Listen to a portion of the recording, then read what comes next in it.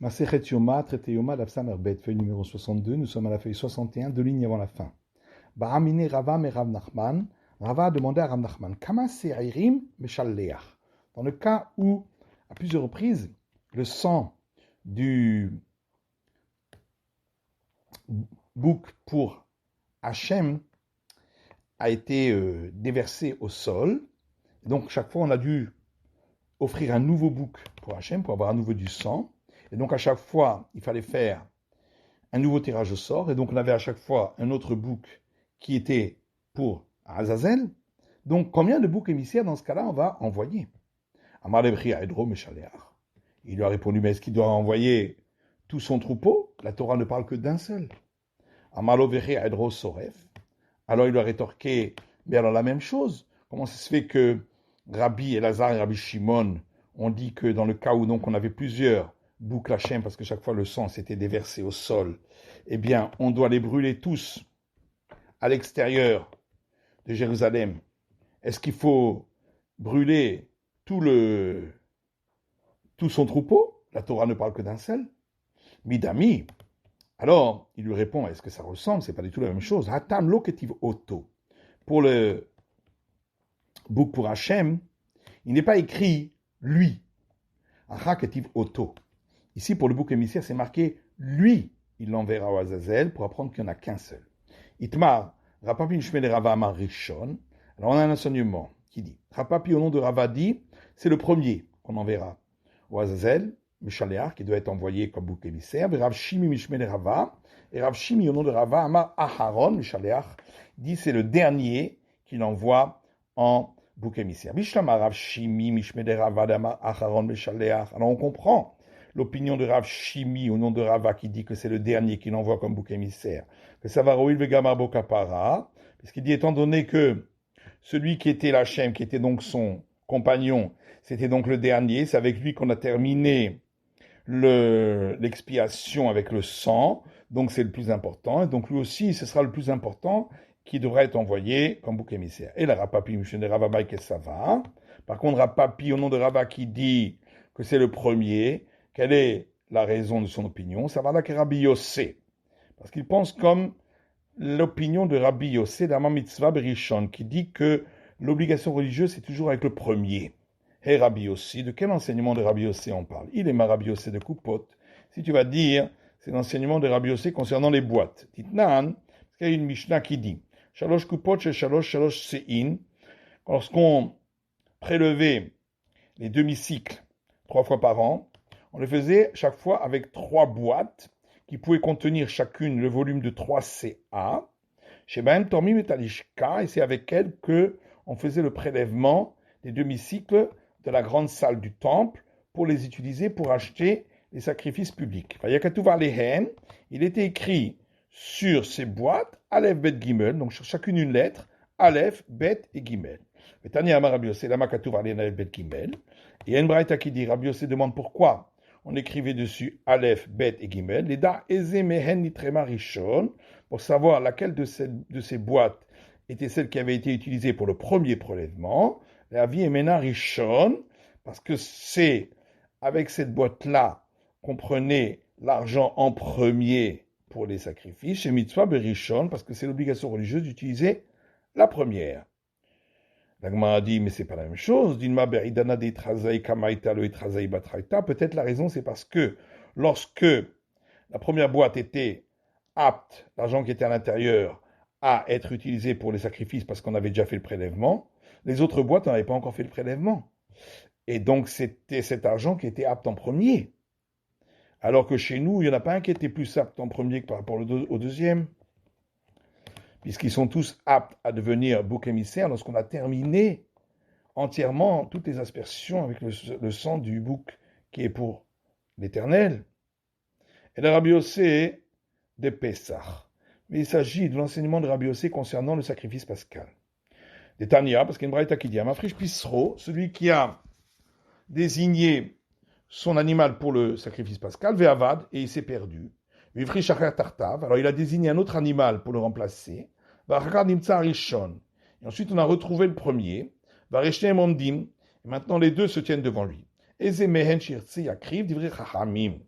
Celui qui voudra, il pourra offrir en sacrifice pascal. Ça, c'est l'avis des sages. Rabbi Yossé Omer, Rabbi Yossé dit mitzvah berishon. C'est une obligation religieuse d'offrir le premier. Si le second, par contre, était meilleur que le premier pour le consommer, c'est lui qu'on offrira. Parce qu'il y a une obligation de consommer le sacrifice pascal.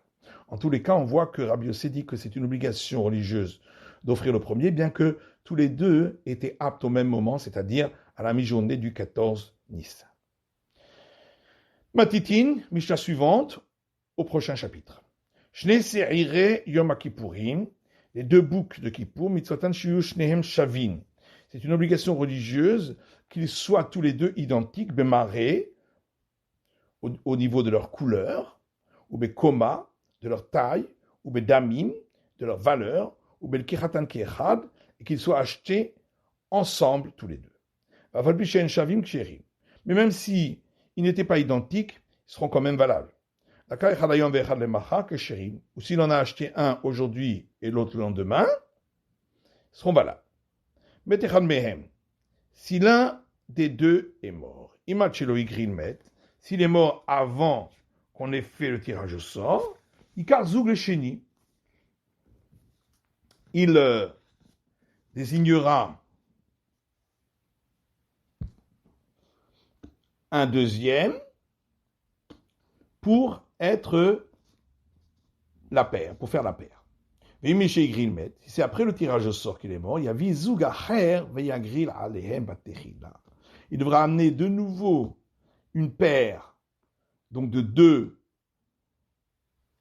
boucs, et faire le tirage au sort. Dans le cas où c'était celui qui était désigné comme sacrifice pour l'Éternel qui était mort, il dira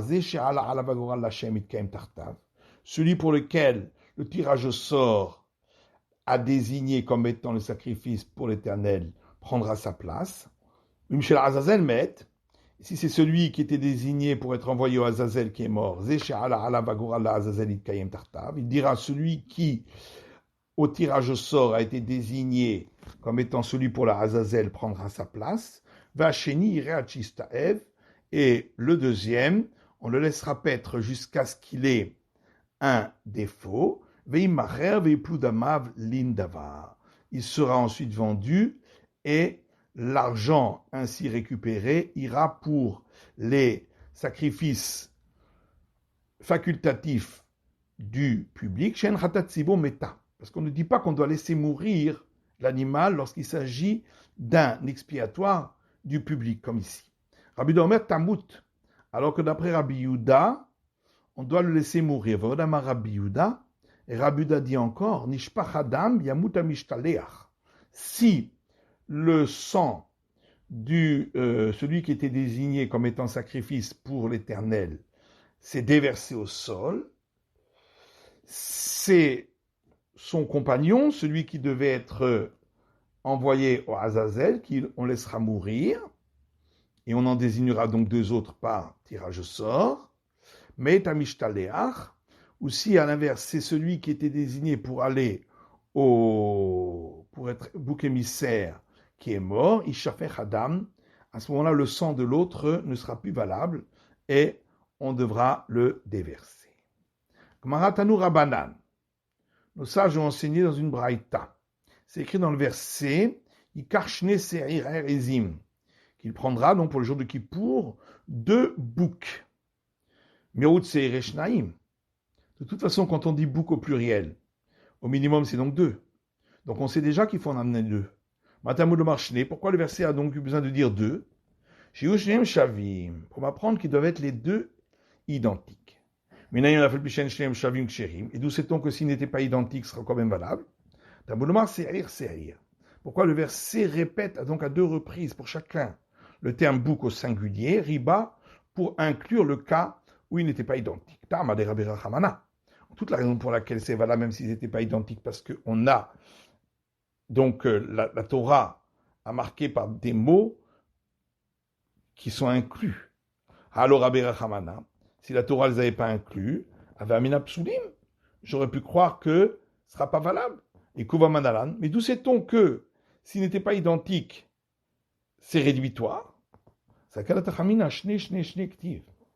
que j'aurais pu croire qu'étant donné que c'est répété 3 fois le terme de, donc ça veut dire que il faut absolument qu'il soit identique, et sinon c'est rédhibitoire. Mais maintenant que la Torah a donc inclus le cas où ils n'étaient pas identiques par le fait qu'elle a répété 2 fois, elle a répété bouk au singulier, shne lamani, pourquoi la Torah a répété 3 fois le terme de, chad le maré, une fois pour dire qu'ils doivent être identiques au niveau de leur couleur, chad le koma, et une fois pour dire qu'ils doivent être identiques au niveau de leur taille, chad le damim, et une fois pour dire qu'ils doivent être identiques au niveau de leur valeur. Tanya Namiachi, Gabekifse Metzora. On a vu dans une braïta la même chose concernant les 2 agneaux que devait apporter le lépreux au 8e jour de sa purification. Il est écrit dans le verset Ikarshne Kevasim, il prendra 2 agneaux. Mais autre Kevasim Shnaim, de toute façon, quand on dit agneau au pluriel, donc c'est minimum 2, donc on sait déjà qu'il faut en amener 2. Matamud lo marshne, pourquoi le verset dit 2 Shiu Shneim Shavim, pour dire qu'ils doivent être les 2 identiques. Mais d'où sait-on que même s'ils n'étaient pas identiques, ils sont quand même valables. Pourquoi le verset dit pour chacun le terme agneau au singulier pour inclure le cas où ils n'étaient pas identiques.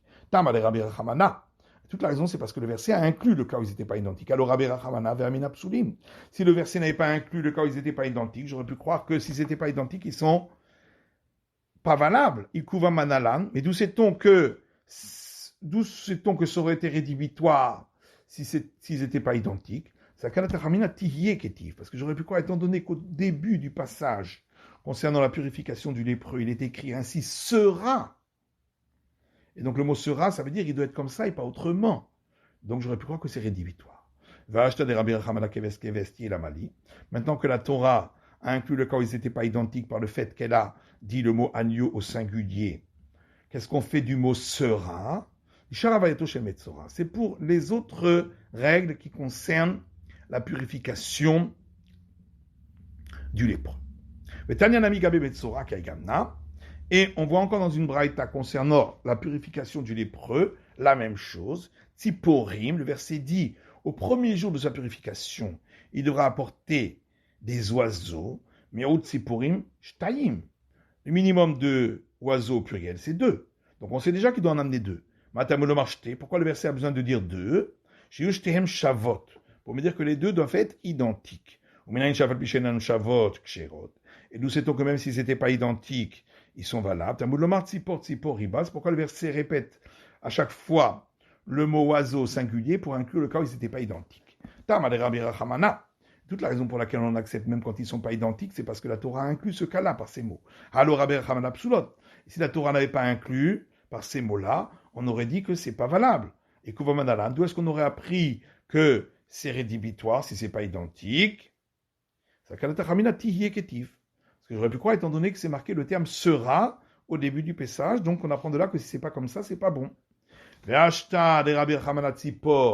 Maintenant que la Torah a inclus le cas où ils n'étaient pas identiques par le fait qu'elle a dit oiseau singulier, Tihiela m'a dit, qu'est-ce qu'on fait du mot sera? C'est pour les autres règles concernant la purification du lépreux. L'Agma dit, mais si c'est ainsi, on aurait dû dire la même chose pour les sacrifices quotidiens. Neima, on aurait dû dire, Kevasim, le verset dit des agneaux au pluriel, Mirot Kevasim Shnaim, le minimum d'agneaux au pluriel c'est 2, Matamud Lomar Shnaim, et donc pourquoi le verset a eu besoin de dire 2? Shiushneim Shavim, donc on devrait dire qu'il faut qu'ils soient tous les 2 équivalents, c'est-à-dire identiques. Mais d'où sait-on alors que s'ils ne sont pas identiques, c'est quand même valable? Pourquoi le verset dit à chaque fois, par 2 fois donc le mot agneau au singulier, riba, pour inclure dans le cas où ils n'étaient pas identiques. Ou le mitzvah chinami de barinan. Mais en tout cas, ça devrait quand même être une obligation religieuse qui soit identique. Or, on n'a jamais vu, dans tout le traité qui parle des sacrifices quotidiens, qu'on ait dit qu'ils doivent être identiques. Parce que ce mot 2, on l'utilise pour un autre enseignement qu'on a vu dans une braïta. Shnaim layom, c'est donc écrit 2 pour le jour. Keneged ayom, pour m'apprendre qu'ils doivent être offerts face à la lumière du jour, donc à la lumière du soleil. Tu dis que ça veut dire que ils doivent être offerts face à la lumière du jour. Peut-être que ça veut dire que c'est une obligation d'en offrir 2 par jour. Étant donné que le verset dit de toute façon, un agneau tu le feras le matin et le deuxième agneau tu le feras l'après-midi. Donc on a déjà dit qu'il en faut 2 par jour. Alors comment je vais expliquer le verset 2 pour le jour? Ils doivent être offerts face à la lumière du jour, donc on doit faire l'abattage rituel à un endroit ensoleillé. Ketsad commence là. Tamid Shachar, le sacrifice quotidien du matin, Yanishrat al-Kiren Tzfonit Ma'aravit, on lui faisait l'abattage rituel au coin nord-ouest, nord parce que c'est sacrifice sanctifié du sanctifié, donc c'est toujours au nord, mais à l'ouest parce que il fallait qu'il ne soit pas à l'ombre donc des murs est du temple, puisque le matin, c'est le mur est qui donne de l'ombre. C'est pourquoi on faisait à l'ouest. À Tabal Shnia, au niveau du deuxième anneau, on lui enserrait la tête pour faire l'abattage rituel, parce qu'au premier, on lui enserrait les pattes. Le Shel Ben Arbaïm, et le sacrifice quotidien de l'après-midi, Yanishrat al-Kiren Mizrachit Sephonit, on faisait l'abattage rituel au coin nord-est, pour qu'il ne soit pas à l'ombre des murs ouest du temple, à Tabal Shniya, toujours au niveau du deuxième anneau. Par contre, les 2 agneaux du sacrifice supplémentaire du Shabbat, c'est sûr qu'ils doivent être identiques, puisque la Torah dit 2 agneaux, au pluriel. Tanou Rabanan. Les 2 boucs de Kippour, si on a fait le rabattage rituel à l'extérieur du temple, si c'était avant qu'on ait fait le tirage au sort, il est passible, celui qui a fait l'abattage rituel à l'extérieur, du retranchement, parce qu'ils étaient aptes à être offerts en sacrifice à l'intérieur. Al-Shnehen, donc sur les 2. Mishéigril Alehem. Mais, si c'est après qu'on avait déjà fait le tirage au sort, alors, il est passible de retranchement pour avoir fait l'abattage rituel de celui désigné pour l'Éternel à l'extérieur du temple, parce qu'on aurait pu l'offrir à l'intérieur comme sacrifice pour l'Éternel. Ou pas tour al-shel azazel, mais il est dispensé du retranchement pour avoir fait l'abattage rituel à l'extérieur de celui au azazel, puisqu'il n'était pas destiné pour sacrifice. Alors, on reprend. Donc, si c'était avant qu'on ait fait le tirage au sort, qu'il a fait l'abattage rituel à l'extérieur du temple, il est passible du retranchement pour les 2. Le maïchazou. Mais qu'est-ce qu'on peut en faire, puisque de toute façon, on n'a pas encore fait Qu'est-ce qu'on aurait pu en faire à l'intérieur, puisque de toute façon, on n'avait pas encore fait le tirage au sort à Marafrizda? Oui, le Raoui, le Siranase Bachutz. Alors Afrizda répond, parce que ils auraient été aptes à être offerts à l'intérieur comme bouc expiatoire, donc du sacrifice qu'on faisait à l'extérieur, donc les aspersions se faisaient à l'extérieur du palais du temple, sur l'autel extérieur, et là il n'y a pas besoin de tirage au sort. Pourquoi on ne dit pas qu'on aurait pu les offrir en bouc pour l'Éternel, dont on faisait les aspersions à l'intérieur, des Moukhosara Grala, parce que pour cela, il manquait encore de faire le tirage au sort. C'est Ranasé Bachutznami. Mais pour bouc expiatoire, dont les aspersions sont faites à l'extérieur aussi, l'Ochazé, c'était pas encore apte, des Mechasre Avodatayom, puisqu'il fallait d'abord faire tout le service du jour de Kippour auparavant. Que ça va, Afrizda Mechusasban et Bobayom. Afrizda répond que le fait qu'on n'est pas encore arrivé au temps dévolu, si c'est dans la même journée, ça ne s'appelle pas qu'il manque quelque chose. Amar Ravina, Shtadamar Afrizda Mechusar Grala que Mechusama Asedami. Alors Ravina dit, maintenant que Afrizda a dit que s'il manquait de faire l'abattage rituel, c'est comme s'il manquait un acte, donc on considère qu'ils n'étaient pas aptes à être offerts à l'intérieur. Hadamar Ravida Marshmuel, ce qu'a dit Rav Yehuda au nom de Shmuel, Shlamim sheshachran kolem shiftechu delatot ahayechal pesulim, que sacrifice pacificatoire, dont on aurait fait l'abattage rituel avant qu'on ait ouvert les portes de la grande salle du palais du temple, ne sont pas valables. Ce sacrifice pacificatoire n'est pas valable. Chez Neymar, parce qu'il est écrit Ushrato Petach Ohen Moed, il fera l'abattage rituel à l'ouverture de la porte de la tente d'assignation, Bisman Shupatoua, donc seulement lorsque la porte est ouverte. Bisman Shunaoul, pas lorsque c'est fermé. Et donc, si il aurait fait l'abattage rituel à l'extérieur du temple, donc de ces sacrifices pacificatoires, mais avant qu'on ait ouvert les portes de la grande salle du palais du temple, il serait dispensé du retranchement. Maïtama, pourquoi? Parce que là aussi, on va dire qu'étant donné qu'il manquait encore l'ouverture des portes, donc c'est comme s'il manquait un acte sur l'animal lui-même, et donc c'est pourquoi il n'était pas apte à être offert encore en sacrifice à l'intérieur du temple. C'est la fin de l'étude de la feuille numéro 62.